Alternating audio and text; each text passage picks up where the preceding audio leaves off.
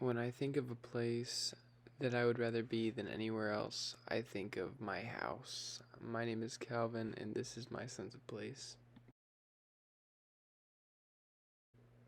My house is currently falling apart on the daily, so I would probably assume that it is roughly 5,000 years old. Any day now, it will collapse in on itself. This is my living room. This is actually a pretty important room. This is where me and my family socialize for about 5 minutes before we all disperse into our rooms and not talk to each other for the rest of the day. I'm sure you're probably wondering why there's a decently sized cage in the back of my living room. This is actually for my siblings for when they decide to act up or badmouth and talk back.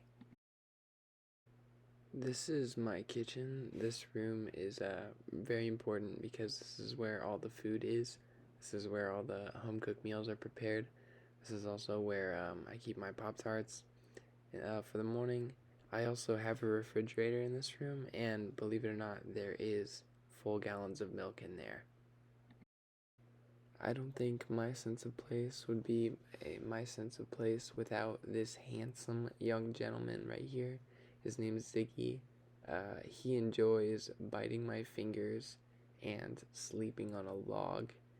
He also knows every single one of my secrets.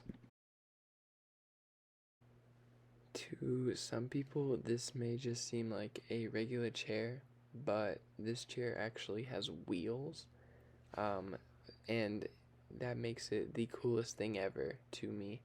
I often kick off the walls on this chair and spin around in circles.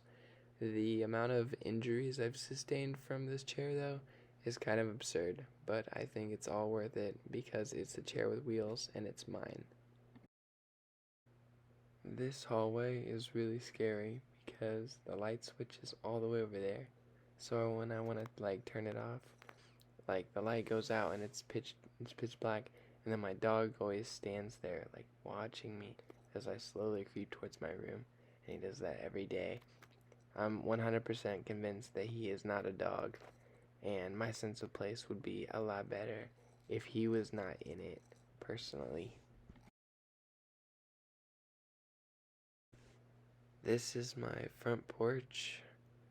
Nothing too exciting, but this is the first thing I see when I get off the bus and the last thing I see when I leave to get back on said bus.